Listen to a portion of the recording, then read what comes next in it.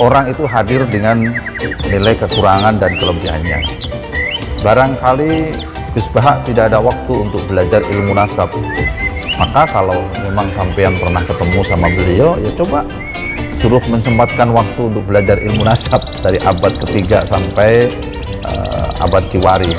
Kalau Syekh Ahmad bin Isa Al-Muhajir hidupnya di abad keempat, sedangkan kita harus mencari kitabnya di abad ke-10, itu sangat kejauhan. Maka dalil yang kuat tentunya adalah kitab yang mendekati hidupnya Syekh Ahmad bin Isa Al-Muhajir. Maka itu yang kita pilih, bukan kita memilih yang jauh.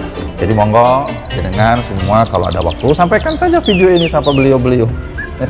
Bilangin, saya Guru Abdul Razak meminta kepada para alim, para ulama, baik yang sudah sepuh ataupun yang masih muda, mohon sempatkan waktu untuk membaca referensi kitab-kitab nasab, bil khusus yang ada kaitannya dengan Ba'alawi.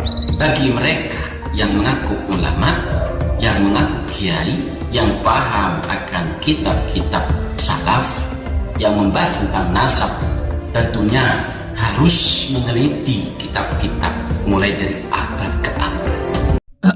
Sebagai Muhibbin Gus Baha, sebagai orang yang mengagumi keilmuan dan kealiman Gus Baha, saya sama sekali tidak terusik dengan narasi dari dua orang ini.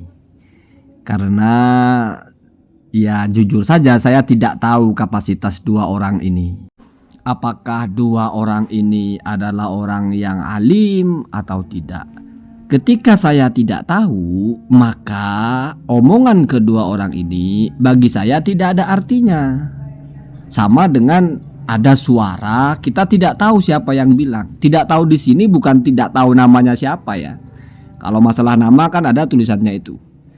Tapi nilainya atau kapasitasnya berbeda. Misalnya yang mengucapkan itu, misalnya Gus Koyum yang bilang Gus Baha harus belajar lagi. Saya tahu Gus Koyum, maka mesti saya perhitungkan ucapan itu. Karena standar kita kalau melihat penilaian orang, itu kita lihat yang menilai juga. Kan jadi lucu kalau semua penilaian orang lalu kita anggap sebagai kebenaran yang layak diperhitungkan. Artinya dua orang ini saya tidak tahu, sehingga bagi saya ya tidak saya perhitungkan.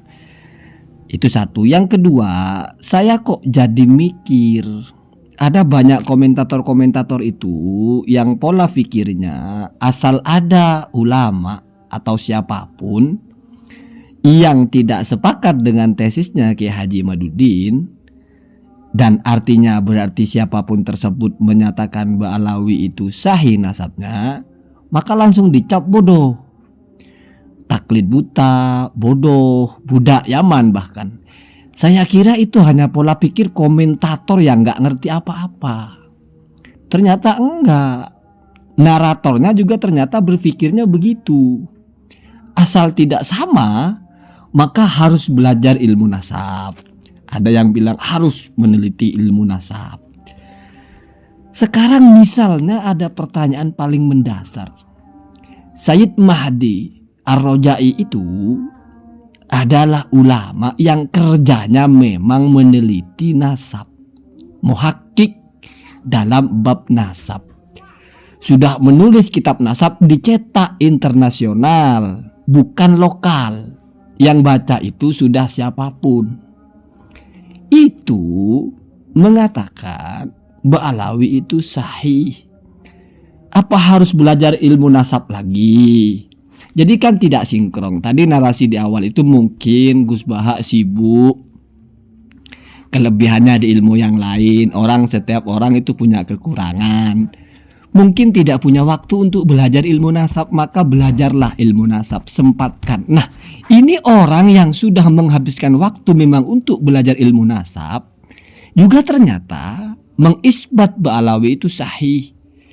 Terus gimana kalau begitu? Masalahnya di mana ini sebetulnya? Seandainya Gus Baha saja yang mengatakan Ba'alawi itu sahih, ya mungkin bolehlah, sibuk tidak sempat belajar ilmu nasab sehingga tidak tahu. Tapi ini sudah ada Sayyid Mahdi Rojai, ulama ini mengeluarkan pernyataan tegas tentang keabsahan Sadah Ba'alawi. Dan ulama inilah yang mentahqiq kitab Asy-Syajarah Al-Mubarakah. Artinya kitab yang dipakai oleh Kiai Haji Imaduddin untuk membatalkan nasab Ba'alawi, oleh ulama ini enggak dipakai untuk itu. Logikanya paling sederhana begini, kira-kira lebih paham siapa sih? Atau kapasitasnya itu lebih tinggi siapa sih? Antara Kiai Haji Imaduddin dengan Sayyid Mahdi Rojai. Tidak perlu dibandingkan dengan Gus Baha ya. Karena katanya Gus Baha itu tidak belajar nasab ya, oke lah. Terus dengan Sayyid Mahdi Rojai. Sayyid Mahdi Rojai itu menulis kitab nasab secara tertib, misalnya Al-Muqibun. Ya. Kemudian mentahqiq banyak sekali kitab nasab. Termasuk kitab Asy-Syajarah Al-Mubarakah, beliau juga yang mentahqiq. Apa Sayyid Mahdi Rojai juga mau disuruh baca kitab nasab lagi? Terus oleh yang satunya lagi itu mau disuruh meneliti kitab nasab lagi. Gimana cara berpikirnya kalau begitu? Ada Ibrahim bin Mansur. Itu orangnya masih ada. Kitab nasabnya banyak. Ada Nakib Hijaz, Sayyid Anas, nulis kitab nasab banyak. Mereka itu semuanya harus belajar nasab lagi. Harus harus baca kitab lagi. Lah Pak, gimana ceritanya dokter spesialis suruh belajar kedokteran lagi? Oleh nggak tahu siapa ya. Misalnya lah ada rumah sakit, tukang parkirnya bilang, wah dokter spesialis mata itu harus belajar lagi. Atau mungkin office boy-nya bilang, wah dokter spesialis jantung itu harus baca-baca lagi tentang buku medis tentang pengobatan jantung. Terus kita harus tanggapi itu. Nggak perlu ya. Kenapa? Setiap orang itu memang bebas berbicara apa saja. Setiap orang itu berhak berbicara apa saja. Jadi bebas ya. Tetapi semua orang juga berhak mempunyai tanggapan. Dan tanggapan saya ya begitu ya. Kita itu kalau keilmuan itu kita merujuk kepada orang-orang yang kita percayai. Bagaimana membangun kepercayaan? Ya kita lihat track recordnya. Orang ini spesialisasinya apa? Kapasitasnya apa? Tiba-tiba ada orang, wah itu harus belajar lagi. Oh, dalilnya lemah. Kitab abad 10 kok digunakan untuk abad keempat. Saya kok ketawa kalau begitu ya. Jadi dipikirnya nasab itu dalilnya kitab aja gitu ya. Ya nggak apa-apa, silahkan.